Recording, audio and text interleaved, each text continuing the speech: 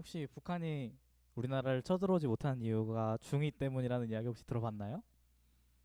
우리 중이 친구들에게 미안하지만 우리 이 청소년 시기에 사춘기 때문에 많은 변화가 일어나는데 그게 중2 때쯤 온다 그래서 우리 사춘기 시기를 중2병이라고 표현하기도 하죠.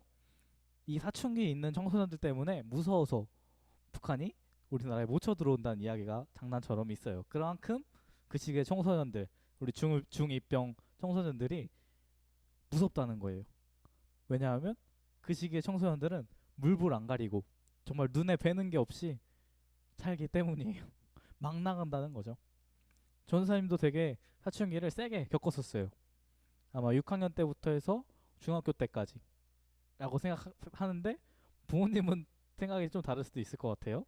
고등학교 때까지도 말 안 들었던 것 같기도 하고, 아무튼 전사님이 저번에도 설교했던 것처럼 막 초등학교 때 말 안 들어서 부모님 학교에 오시기도 하고, 또 중학교 때도 막 말 안 듣고 교회에서도 말 안 들어가지고 선생님한테 혼나고 그런 얘기를 했었죠. 저는 전사님이 말을 더럽게 안 듣고 정말로 생각도 정말 막 나갔고 막 그랬었어요. 우리 친구들 중에도 혹시 사춘기가 벌써 지났거나 아니면 사춘기 중이거나 아니면 아직 안 온 친구들도 있겠죠? 사춘기 때는 어떨까요? 어떤가요? 전사님 그랬어요. 막 이제는 다 커서 내 알아서 다 할 수 있는데 자꾸 막 어른들이 선생님이 부모님이 뭐라고 하니까 이래라 저래라 하는 소리를 듣기가 싫었던 것 같아요. 나도 아는데 나도 다 컸는데 왜 나한테 이렇게 말하지? 나한테 왜 이래라 저래라 하지? 하는 게 되게 듣기가 싫었어요. 그래가지고 막 사춘기가 되면 보통 이렇게 말하죠. 엄마 아빠 필요 없어.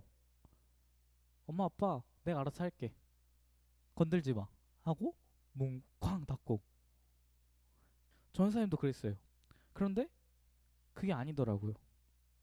그 나이에 어른의 품에 벗어나서 무언가를 하기에는 너무나 어렵더라고요. 어떤 일이 일어났을 때 그 청소년 시기의 나이로는 해결하기가 어려운 일이 너무나 많았어요. 사실 지금도 전 선생님 아직도 부모님의 손길이 필요한 사람이에요. 엄마의 손길을 뭐라 그러죠? 맘스터치라고 그러죠. 우리는 맘스터치뿐만 아니라 하나님의 손길, 가스터치 또한 필요한 존재예요. 왜냐하면 우리는 창조주 하나님께서 지으신 하나님의 피조물이기 때문이에요. 그러니까 청소년 시기에 그렇게 돌봄이 필요한 것처럼 우리의 전체 삶에 우리는 계속해서 하나님의 터치, 하나님의 만지심, 돌보심이 필요한 존재예요. 아무리 잘난 사람이라고 할지라도 모든 인간은 하나님의 피조물이기 때문에 다 동일하게 하나님의 돌보심이 필요해요. 오늘 말씀에 나오는 엘리야만 봐도 알 수가 있어요. 오늘 말씀 이전에 상황에서는 엘리야가 바알 선지자 450명과 붙어서 이겼었어요. 그래서 그 바알 선지자 450명을 다 죽여놓고도 그때 당시 왕비였던 이세벨이 엘리야를 잡아 죽이겠다라고 하니까 무서워서 벌벌 떨며 도망갔었어요. 그렇게 위대한 바알 선지자 450명을 물리치고 혼자 물리치고 했는데도 그 죽음의 공포 앞에서 두려워서 도망갔어요. 그런 것을 보면 엘리야도 연약한 인간이기 때문에 다 똑같구나 라는 생각이 들어요. 아무리 대단한 하나님의 선지자라고 할지라도 죽음 앞에서 우리랑 동일한 인간이구나를 느낄 수가 있는 거예요. 그런 대단한 선지자도 죽음 앞에서 그렇게 연약했는데 우리는 어떻겠어요? 우리 또한 너무나 연약한 인간일 뿐이에요. 아무리 강한 사람이라고 해도 아무리 위대한 사람이라고 할지라도 여러 가지로 약해지고 무너질 수 있는 거예요. 죽음뿐만이 아니라 돈의 유혹, 세상의 유혹, 권력, 명예의 유혹 때문에 무너질 수 있고 충분히 우리는 넘어질 수 있다는 것이에요. 그렇기 때문에 인간은 하나님의 돌보심이 절대적으로 필요한 것이에요. 그런 유혹들 앞에서 넘어지는 연약함 때문에 우리는 하나님이 필요할 수밖에 없어요. 오늘 말씀에서 엘리야도 두려움에 광야로 도망갔어요. 도망가서 하나님께 이렇게 말했어요. 하나님, 나 너무 힘들어요. 나 이제 못하겠어요. 나 할 만큼 했어요. 차라리 저 이제 죽여주세요. 이렇게 하나님께 애원했어요. 그런 엘리야에게 하나님께서는 천사를 보내셨어요. 천사를 왜 보내셨을까요? 엘리야를 위로하기 위해서. 천사가 자고 있는 그 광야에서 자고 있는 엘리야에게 와서 엘리야를 어루만져 주었어요. 어루만져 주면서 엘리야를 깨우면서 먹을 것을 가져다 주었어요.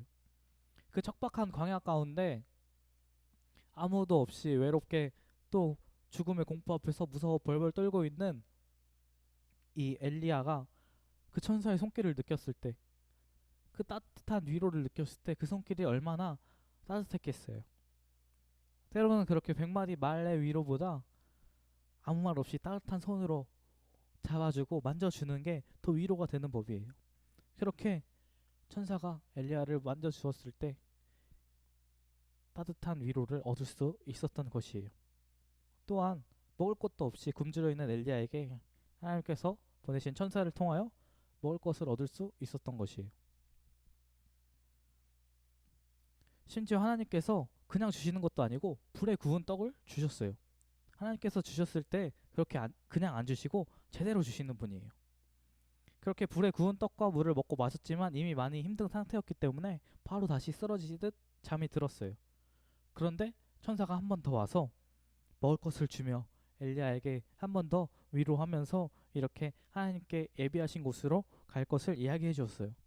그렇게 하나님의 계속적인 천사를 통한 돌보심으로 위로를 얻고 힘을 얻은 엘리야는 다시 한번 하나님의 말씀에 순종하며 다시 하나님께로 나아갈 수 있게 되었어요. 하나님께서는 우리가 그렇게 위로를 얻고 힘을 얻을 수 있도록 우리를 항상 사랑으로 돌보시는 분이세요. 엘리야처럼 정말로 절망과 낙심에 빠져 무너지고 도망가고 싶을 때, 넘어지고 지쳐서 쓰러져 있을 때 정말 나의 힘으로 아무것도 더 이상 할 수 없음을 인정하고 하나님 앞에 나아간다면 하나님께서 우리를 사랑으로 돌보아 주실 것이에요. 하나님께서 사랑으로 돌보심으로 우리를 따뜻하게 만져주시며 위로와 힘을 얻게 해주실 것이에요. 엘리야뿐만이 아니라 많은 성경의 인물들이 그렇게 하나님의 돌보심을 체험하고 경험했어요. 그래서 하나님 앞에 그들이 더더욱 나아올 수 있게 된 것이에요. 하나님께서는 그렇게 우리 또한 돌보시고 사랑해 주시고 계세요. 때로는 우리가 정말로 낙심할 때가 있을 수 있어요. 힘들고 절망 가운데 있고 또 죄 앞에 무너질 수가 있어요. 그런데 그건 너무나 당연한 것이에요. 우리는 완전하지 않은 연약한 인간이기 때문에. 그럴 때마다 우리는 나는 왜 그럴까? 나는 정말 왜 이렇게 다 못하고, 정말 나는 왜 이렇게 할 줄 아는 것도 없고 무너질까? 쓰러질까? 절망하고 좌절하는 게 아니라 나의 연약함을 인정하고 하나님의 도우심을 구할 줄 알아야 해요. 하나님께서 위로의 손길로 우리를 만지시고 우리를 돌보아 주실 것이, 하나님께서 그 따뜻한 손으로 우리를 만져주실 때 우리가 정말로 세상에 줄 수 없는 위로를 얻으며 엘리야가 다시 새 힘을 얻은 것처럼 우리 또한 다시 회복되었을 것이에요.